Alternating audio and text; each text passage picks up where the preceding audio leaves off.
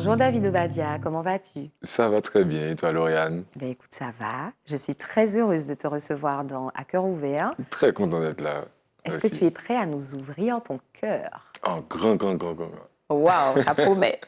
Alors David, est-ce que tu pourrais te présenter à celles et ceux qui nous regardent? David Obadia, c'est qui? Alors, David Obadja, c'est un auteur, compositeur, interprète martiniquais, 30 ans. Je suis aussi beatmaker et voilà, je suis un artiste qui fait de sa vie son œuvre d'art. Voilà. Waouh, waouh, waouh, waouh, parole qu'a tombé. Waouh. Alors justement, tu es un artiste. Comment en es-tu arrivé à la musique? Est-ce que tu peux nous raconter un petit peu ton parcours? Bien sûr, alors j'ai commencé mon premier texte au collège, donc c'était de la dancehall, rap, hip-hop. J'ai vraiment commencé à vraiment écrire des textes au lycée, donc toujours pareil, hein, hip-hop, c'était l'époque des freestyles, etc. Ensuite, j'avais un groupe de musique à l'université, Caribbean Divasta, donc je les salue s'ils nous regardent. Il y avait Mel, Thunder, Wallace. Et suite à cela, j'ai fait du jazz, du gospel, j'ai fait de la soul, bon voilà, je suis passé par plein de types, plein de styles musicaux avant de me retrouver, de trouver qui est David Obadja, qui est voilà, un artiste éclectique, on va dire aujourd'hui. Éclectique, alors est-ce que tu parviens justement à définir ton style musical? Si tu devais le faire, voilà, quel terme emploierais-tu? Ben ça, c'est compliqué qu'on me pose cette question-là, en vrai. Parce que, alors à l'époque, j'avais trouvé un terme, je disais que c'était groove afro-caribéen. Quand je parle de l'époque, c'était 2016-2017, par là. D'accord. Et aujourd'hui, j'ai envie de dire que je fais du Oba style, quoi. Je fais du David Obadja. Du Oba C'est-à-dire que, style. voilà, c'est-à-dire que c'est ce qui me traverse. Ça passe par le tamis de toutes mes émotions, de toutes mes influences artistiques et musicales. Et donc, du coup, ça donne un style qui est le mien, finalement. Donc, il y a beaucoup de sonorités reggae dans ce que je fais, dans mon traitement vocal, etc. Mais ça peut être sur n'importe quel style musical, tu vois. Mais c'est D'accord. juste teinté de qui je suis. Très bien. Alors, on te voit souvent sur scène, t'accompagnant à la guitare. Ouais. Est-ce que là, il y a une filiation avec ton grand-père? Oui, direct. Bien renseigné. Oui, j'avoue. Alors, mon grand-père René Saint-Père, pour ceux qui ne savent pas, qui a été un énorme guitariste en Martinique, Absolument. génial, très talentueux. Oui, je pense qu'il y a un lien direct. Alors, au début, mon attirance pour la guitare n'était pas aussi évident que ça. Parce qu'au départ, je voulais faire de la basse, voilà, de la Bon, on n'est guitare pas basse. loin de la On n'est pas guitare. loin. On n'est pas loin, mais c'est arrivé très tard, en fait. J'ai eu envie de faire de la basse, donc je suis allé le voir pour lui demander des conseils, etc. Il m'a dit, commence par la guitare. Et j'ai effectivement commencé par la guitare et je suis tombé amoureux de la guitare. Et je suis resté sur la guitare, en fait, parce que voilà, je trouve que c'est un instrument qui me ressemble beaucoup et puis tu vois, ça ressemble à mon esprit d'évasion, tu vois. Je peux aller n'importe où avec ma guitare, j'ai pas besoin de branchement, je me mets là, je joue et, quand je veux. Voilà, ça symbolise beaucoup la liberté pour moi, le fait de pouvoir jouer à la guitare. Et ça m'a permis de faire mes compositions moi-même, d'avoir une porte d'entrée dans la composition et dans le beatmaking par la suite. Donc voilà. Eh bien, écoute, tu m'offres une transition toute trouvée avec ma prochaine question. Euh, Tes compositions.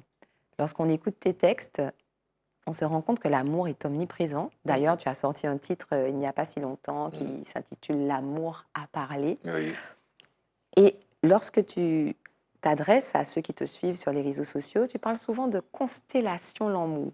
Alors, exactement. moi, j'ai bien envie d'en savoir davantage.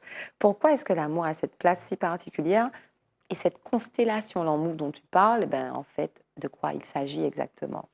Alors, pour te dire, tellement je place l'amour partout, j'ai même arrêté de dire constellation l'amour parce que je pense que l'amour reste et demeure quoi qu'il arrive. Donc, je parle tout simplement de constellation à partir du moment où une étoile manifeste sa propre lumière à sa façon, de sa propre couleur aussi. ben, elle manifeste son amour pour déjà elle-même et puis aussi pour le fait d'être en vie. Moi, j'aime bien dire qu'on est tous des étoiles parce qu'on a chacun un domaine d'expertise, un domaine, une passion qui fait que on va agir, on va être dans l'action plus que dans la réaction. Et en cela, on est tous reliés, on est tous en lionnage. C'est comme une famille d'âmes en fait. Donc on se reconnaît parce on est d'accord, on est sur la même longueur d'onde. Voilà, on est sur les mêmes valeurs, on a les mêmes principes. Et généralement, le principe qui nous relie tous, même si on peut ne pas être d'accord sur plein de choses, c'est l'amour, finalement. Donc voilà, une constellation, pour moi, c'est ça. Et chacun a sa constellation. Hein. Donc déjà, l'humanité est une grande constellation, et dans les constellations, il y a des constellations, et ainsi de suite, ainsi de suite. Donc voilà, c'est vraiment fractal, quoi. Mais écoute, quand tu en parles, on sent beaucoup d'enthousiasme et on a vraiment envie de faire partie de cette constellation-là, vraiment, véritablement. Et est-ce que justement, tu te considères comme étant un artiste ayant une mission particulière? Est-ce que tu te considères comme un artiste engagé? Parce que quand tu parles, j'ai parlé d'enthousiasme, mais j'aurais dû parler d'engagement. C'est Oui, ce que j'ai ressenti. oui. Pour moi, en fait, être artiste, c'est prendre position. Quelle qu'elle soit. C'est-à-dire que peu importe la position, même si c'est la position de l'amusement, hein, mais pour moi, être artiste, c'est prendre position. Et donc, du coup, oui, en ce sens, moi, je me sens engagé dans ce que je fais. Pour moi, ça a toujours été...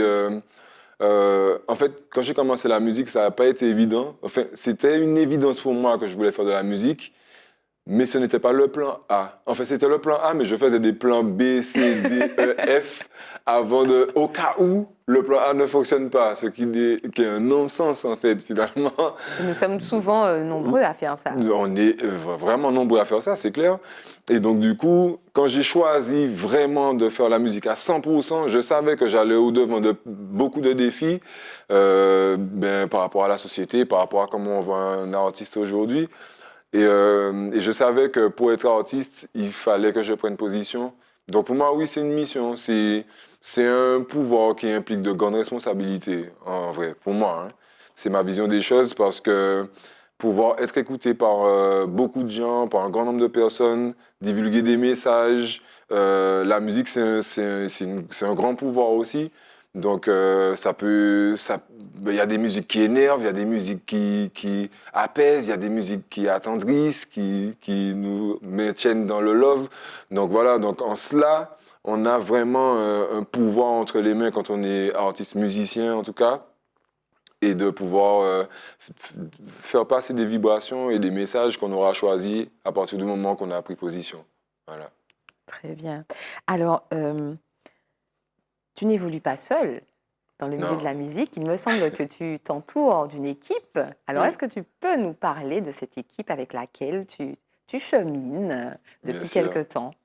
Bien sûr. Alors, je les appelle ma constellation, pour le coup. Ah, tiens donc!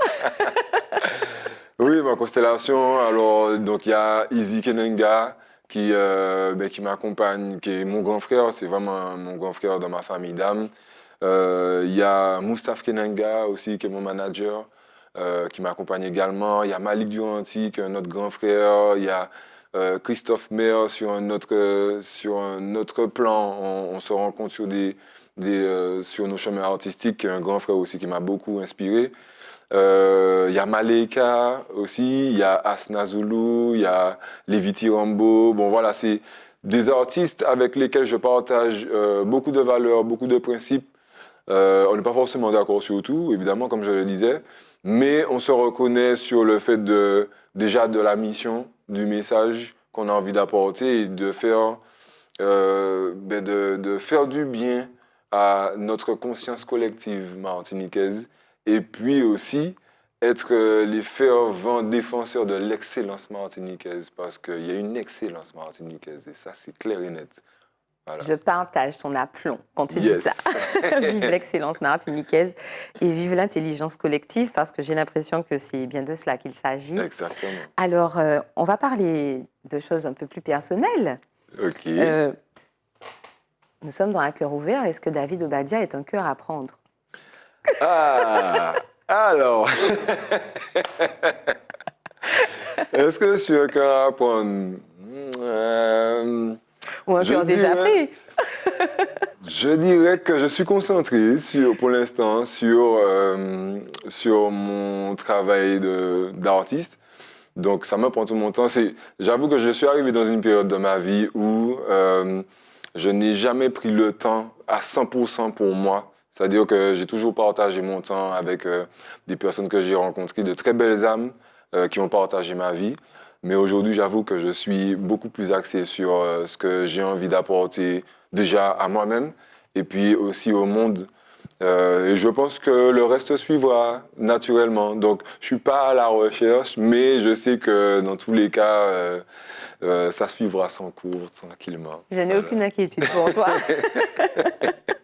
Alors, parlons de l'avenir. Tu dis vouloir te concentrer sur tes projets. Alors, quels sont tes projets? Est-ce que tu as un scoop pour Zitata TV? Yes, oui. Alors, ben, je prépare un album qui sortira cette année. Je ne vais pas encore communiquer la date. Il va falloir se connecter sur mes réseaux pour savoir.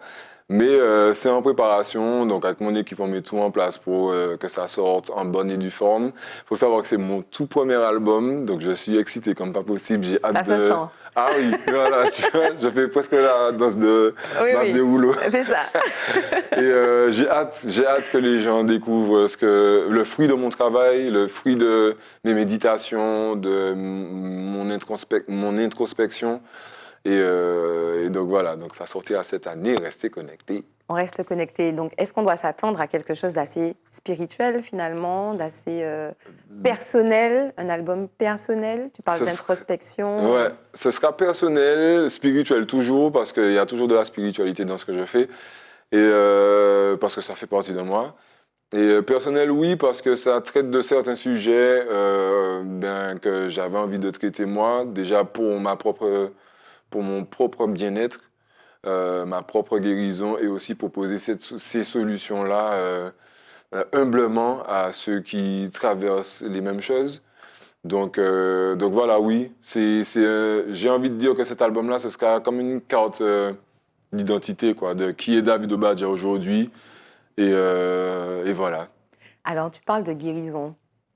De quoi as-tu souffert, David? Ben, je pense qu'on a tous nos blessures, on a tous des choses à guérir, à traiter. Souvent, nos égos sont blessés, réagissent par rapport à des situations, mais c'est juste que ce sont des choses à questionner parce que ça soulève juste des choses qui sont là depuis longtemps, qui sont latentes, des vieux schémas qui sont limitants. Donc voilà, c'est plus de ça que je traite. Et puis on parle souvent de blessures, c'est même, je trouve, un peu à la mode de parler de blessures karmiques, de blessures, Absolument. etc. Mais c'est quand même des choses qui se vérifient. Et je trouve que c'est intéressant de mettre le doigt dessus et de voir dans nos lignées quelles ont été les blessures, quels ont été les traumas, et puis qu'est-ce qu'on porte aujourd'hui, nous qui sommes debout, ici présents. Qu'est-ce qu'on porte en nous?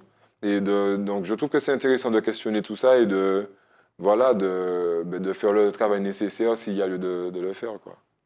Alors, on se rapproche déjà de la fin. Yeah, déjà! Est-ce qu'il y a un message que tu aimerais faire passer à celles et ceux qui nous écoutent, ou bien à une personne en particulier? La tribune t'est offerte.